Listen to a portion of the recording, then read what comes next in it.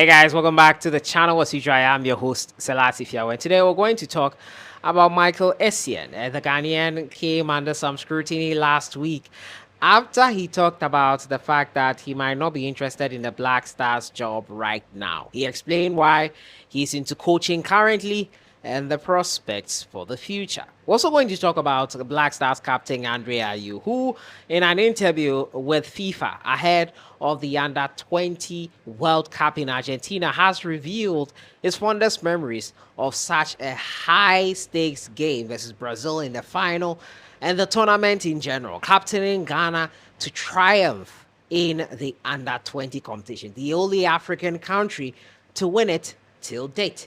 We'll look at all that today. As usual, subscribe if you have not. Click on the notification bell to get more updates. We'll jump right into it. But before then, Sahara Football merch links are in the description. Be sure to purchase our merch. It goes a long way to help the channel to achieve more things for you and bring you more content. We'll jump right into it and start off from the camp of Michael Essien. The Ghana Black Stars former player Michael Essien, who unfortunately was not with the Ghana Black Stars at the 2010 World Cup, where Ghana dazzled and impressed, was interviewed by DW. He talked about his coaching badges and why probably he might not be ready to coach the Ghana Black Stars job at the moment. The former Chelsea and Ghana midfielder has revealed that he is pursuing his coaching badges because he loves being around the players on the pitch. The 40-year-old joined the backroom staff of Danish club FC Nordsjælland after announcing his retirement in 2020. Since joining the Danish club, Essien has obtained his UEFA A and UEFA Elite Youth Coaching licenses.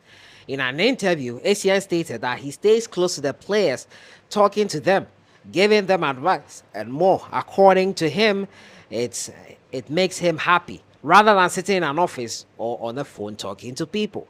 I'm doing my badges because I love being around the players on the pitch, and I stay very close to them, talking to them, giving them advice and stuff like that. It makes me happy rather than sitting in the office and on the phone talking to people. Essien enjoys being close to the players, engaging them and giving them advice instead of working at his desk or talking to players on the phone. The midfielder is currently working towards his UEFA Pro license, which will enable him to coach at the top level.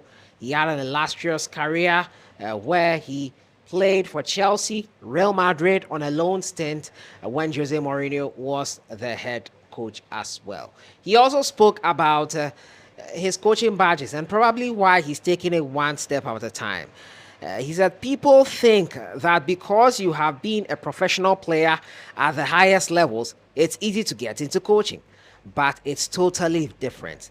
That's why I have managed to take time and take it day by day, he said. And taking it day by day is what Essien is trying to do here with FC Nordsjælland. Taking it one step at a time, trying to earn the coaching badges slowly but steadily, and trying to learn the trade slowly but steadily. I think Essien is making the right choice. The Black Stars coach is a conversation too early for him.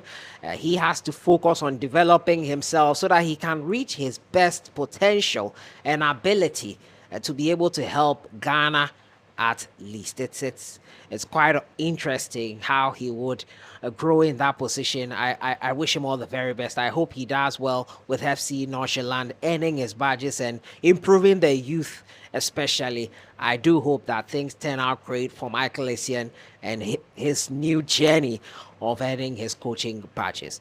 But is Essien someone you would want to see at the helm of the Black Stars one day?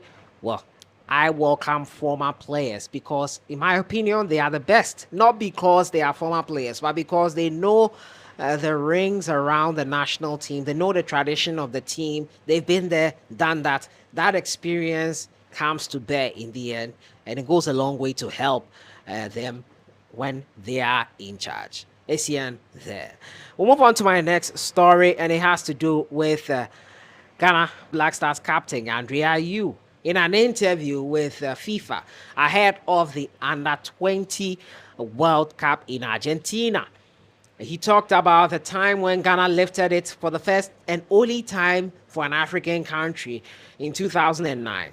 October 2009, Ghana's under 20 made history by winning the FIFA World Cup in Egypt, becoming the first African country to do so at that level.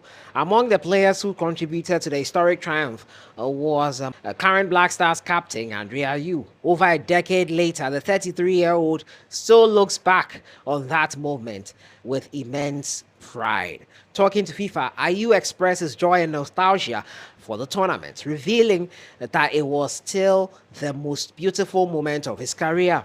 He went on to describe the emotions he felt during the tournament and the pride that came with being a part of the first African team to win the title.